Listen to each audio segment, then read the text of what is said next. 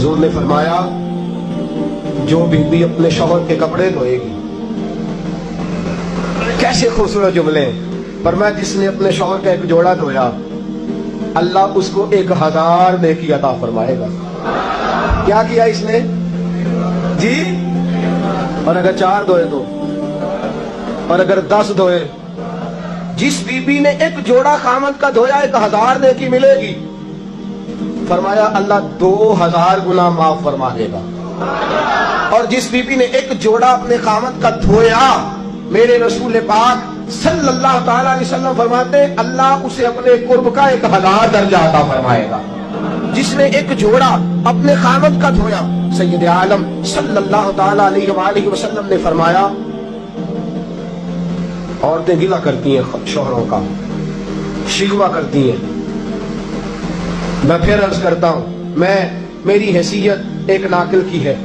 بہت سی غلطیاں، بہت سی کوتاہیاں زندگی کا حصہ ہے، ایک ناقل ہوں، بات پڑھتا ہوں آگے بیان کر دیتا ہوں۔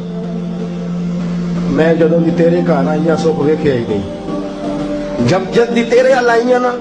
تب وہ دیکھو کتنا آلہ ہے، وہ اس کی بیوی کتنی۔ حدیث سنانے لگا ہوں،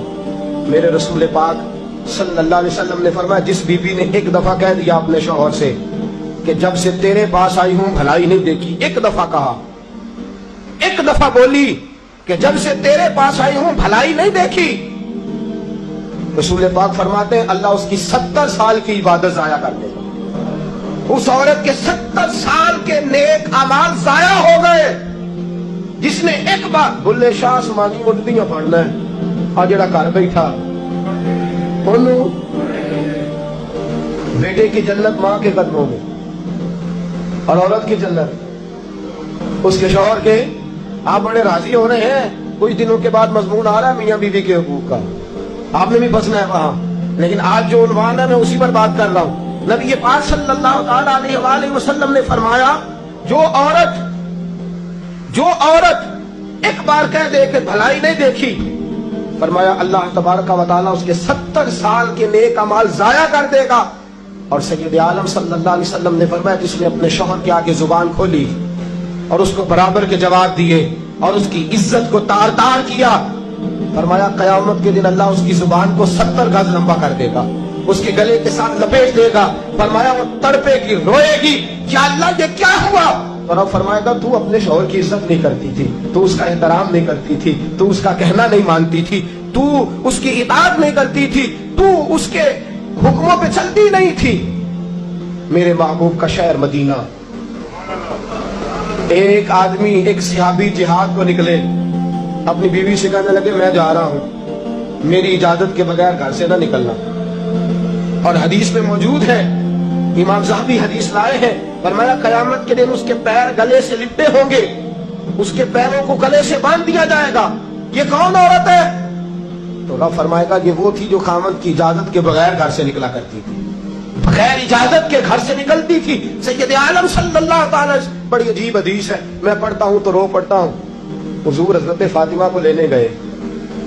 شادی کے تیسرے دن حضور لینے گئے، میرے محبوب نے آزمانے کے لیے کہا فاطمہ چلے، فاطمہ چلے، یوں ہاتھ باندھ دیے، عرض کی سونیا باپ بھی ہیں آپ، نبی بھی ہیں،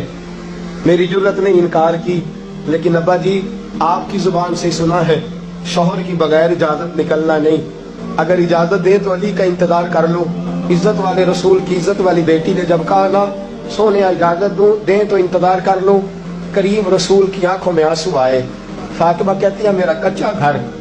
اور میرے رسول پاک نے اپنی طامت کو سمیٹا، اور سمیٹ کر نبی کریم علیہ السلام کچی زمین پر دیوار سے ٹیک لگا کے بیٹھے۔ آج عجیب ہے، جناب علی بھی دیر سے آئے، پہنچے، حضور کو بیٹھے دیکھا، یوں نظر اٹھی، حضرت علی سے میرے مصطفیٰ نے پوچھا، حضرت علی سے مدینے کے محبوب نے پوچھا کہ علی گر تو اجازت دے تو بیٹی کو لے جاؤں۔ حضرت علی پھوٹ پھوٹ کے روئے، میرا روپ بھی نہیں تے میرا رنگ بھی نہیں تے میں یار منان دا ٹنگ بھی نہیں، تو میری حرم میں غریب بے نوا، تو کجا من کجا۔ سونے علی جتنی بھی عزت ہے تیرے قدموں کی برکت سے ہے، حضور میں اجازت دوں؟ فرمایا فاطمہ کو میں نے سکھایا ہے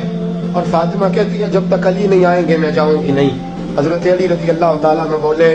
کہنے لگے یا رسول اللہ دعا کیجئے گا اللہ فاطمہ کے ان اعمال کی برکت سے مجھے قیامت میں بھی بہتر صلہ عطا فرمائے.